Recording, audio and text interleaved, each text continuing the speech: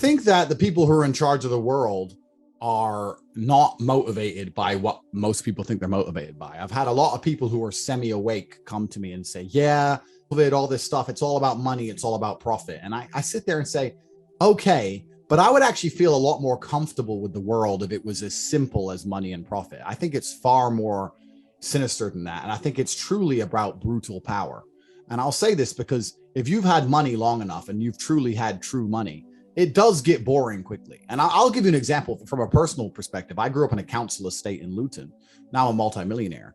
Yeah, I love nice cars and et cetera, but you can only eat so many steaks and go to so many nice hotels. What most people who are searching for money are looking for is power. And if you're born into money, if you've had money since the day you were born, if you've never known poverty, if you've never been denied anything, a Ferrari is not going to make you happy. A nice meal is not going to make you happy. You've always had these things. The one thing that's going to make you happy is power. I don't think most people understand how humans are evolutionarily designed to want power. We're wired to want power. Men say, I want to be rich. You don't want to be rich. You want to be powerful. You want to be important. You want to be respected. This is the reason why men work their asses off in middle management jobs, underpaid, barely seeing their families, because at least when they're at work, they're respected. Men want respect. Men want power. And the people who are in charge of the world want more and more power. They don't care about profit. They don't care about money. They print the money.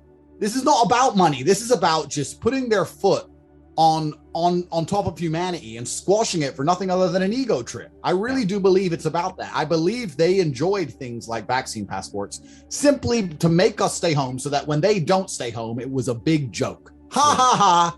Look at them stuck in their house. I think they enjoyed it on that primal evil level. I think it's genuinely evil. I don't think it's anything to do with money. I think it's purely just power trip.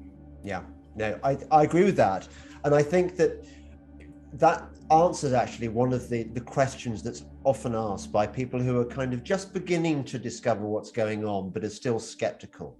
And they say things like, yeah, but why is it in the interests of the elite to kill so many people or to do all this? Because surely they need us as workers, and surely they need a global economy which is producing lots of stuff.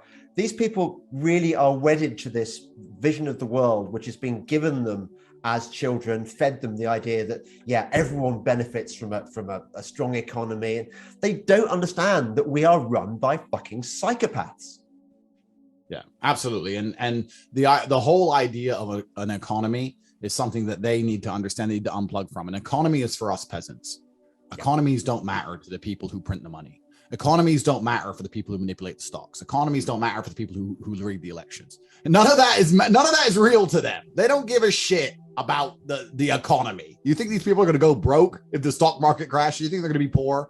They're going to have anything they want all the time. They are so beyond money that the only time they can get any satisfaction from their life, the only time they can even feel alive, is with power trips. That's truly what it is. If I don't know how deep and how dark we're going to go down on this podcast, but even if you look at a lot of the disgusting things that are happening on islands around the world, I truly think that a lot of that is driven by the fact that not only is it disgusting and they're sexual deviants, but it's also about the fact that look what we can do that other people are not allowed to do.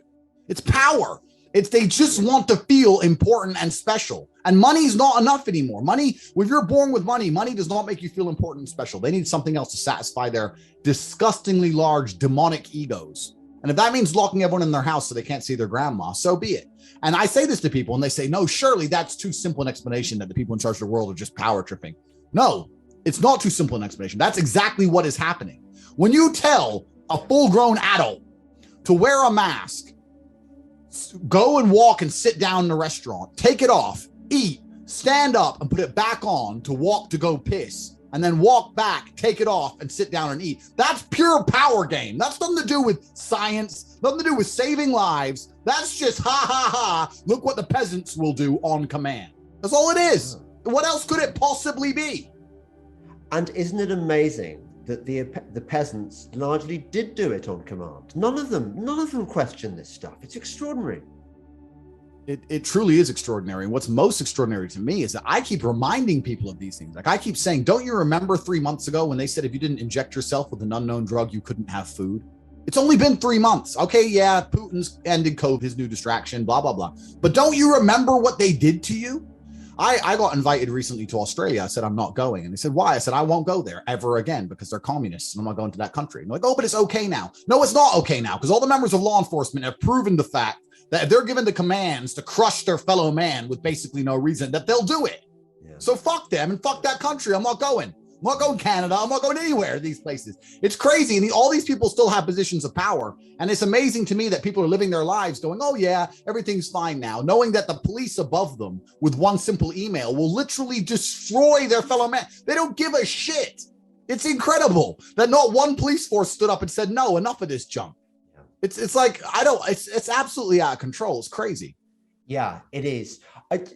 I have to say, I mean, apart from the fact that you're probably slightly better at handling yourself in a fight than me, this is like talking to myself because I don't find any of the stuff you are saying crazy or extreme. And yet, if we'd had this conversation 5 years ago, I think I would have thought you were basically a nutcase and that you were so out there that I wouldn't know really how to engage with you.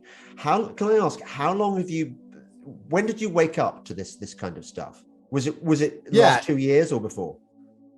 It was before that, but I won't lie that COVID really did kill my last hope in humanity, because even before COVID, even though I was quite aware and quite awake of a lot of things that were happening, if you would have told me the COVID scenario, 2 years, a disease that nobody can basically see or feel, everyone's fine on the street, it's a sniffle, they advertise the fact it's 99.9% survival, they won't let people see their own dying parents, you have to wear a mask, you have to take a vaccine that's more dangerous than the disease itself. That if you'd have told me that before COVID, I would have said, no way. Surely that's too much. Yeah. But here we are, and they got away with it. It truly is absolutely incredible. And it's kind of been an interesting thought experiment for me, how you can extrapolate it to all other aspects of life, right? Because when I talk about the COVID scandemic, when I talk about it, I talk about how it applies to everything else. So recently I was talking to someone yesterday and they were talking about buying a house, and I said, why do you buy and you don't rent? He goes, I want to own a home. And I said, you don't own a home. And he goes, what do you mean you don't own it? I said, look at the Canadian truckers. They didn't take their vaccine. They got a fine for rebelling against the vaccine. They don't pay the fine, and then they escalate the fine, add more money to it. You don't pay that, and eventually what do? They come for your assets. So you don't own a house. You think you own something until you annoy the government. You don't own that house. You don't own that land. You don't own your car. You don't own your children. You don't own any of it, because as soon as you make them angry, as soon as you resist tyranny deep enough, they'll take it from you. So COVID woke me up to a bunch of things. Like I sold all my real estate. I was like, no, I no longer trust governments. I don't know which one's going to come along with some new authoritarian garbage, and I don't want to comply. And the first thing they're going to do is come for my assets. So like for me, it's changed my entire worldview to the point now where I'm like, I don't trust governments. I don't trust real estate. I don't trust banks. I don't trust any of them. They're all the enemy. And once you wake up to that, it's kind of a dark realization. I think that's why a lot of people just say, I'll just wear the mask. I'll just wear the mask. Because it's cowardice, right? And it's easier.